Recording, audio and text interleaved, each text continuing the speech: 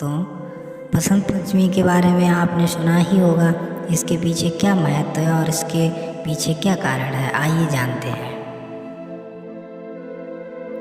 यह एक आम बात है कि जो देवी देवता जिस क्षेत्र में शक्तिशाली है, उस देवी देवता की उस दिन पूजा अर्चना करने से सुख व शांति प्राप्त होती है। इसके साथ ही वे हम अपनी कृपा बरसाते हैं। इसलिए इस दिन माँ सरस्वती की पूजा करने से मनुष्य में ज्ञान का संचार व वाणी में मधुरता आती है।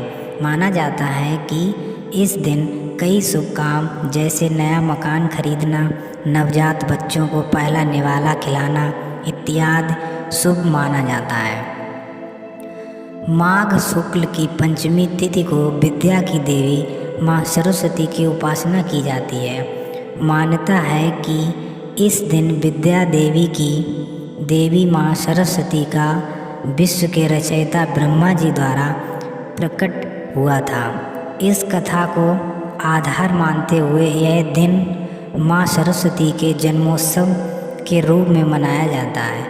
कहते हैं माँ सरस्वती को पीला रंग बहुत प्रिय होता है, इसलिए इस दिन लोग पीले वस्त्र पहनकर और पीले व्यंजन का भोग लगाकर माँ सरस्वती को खुश करते हैं।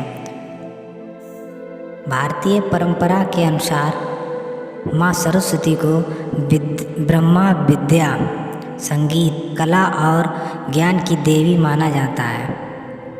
भारतीय संस्कृति में बसंत पंचमी को स्वयं सिद्ध मुहूर्त कहा गया है। माना गया है कि बसंत पंचमी के दिन किसी भी शुभ मुहूर्त के लिए तिथि, समय, वार, नक्षत्र इत्यादि देखने की आवश्यकता नहीं पड़ती है। हमारे सनातन धर्म के मुताबिक बसंत को ऋतु का राजा कहा जाता है। आइए जानते हैं बसंत पंचमी की कथा।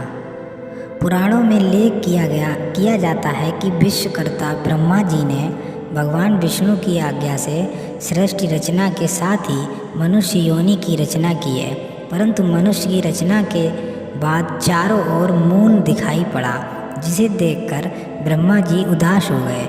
फिर ब्रह्मा जी ने अपने कमंडल से जल लेकर छिड़काव किया, जो धरती पर गिरते ही एक कंपन हुई और वृक्षों के मध्य में एक अद्भुत शक्ति प्रकट हुई, जो दोनों हाथों से बीड़ा बजा रही थी और एक हाथ में पुस्तक को और दूसरे हाथ में माला लिए जीवों को विद्या का दान दे रही थी। इसलिए ब्रह्मा जी ने इस देवी को माँ सरस्वती का नाम दिया। इसलिए बसंत पंचमी के दिन माँ सरस्वती की पूजा की जाती है।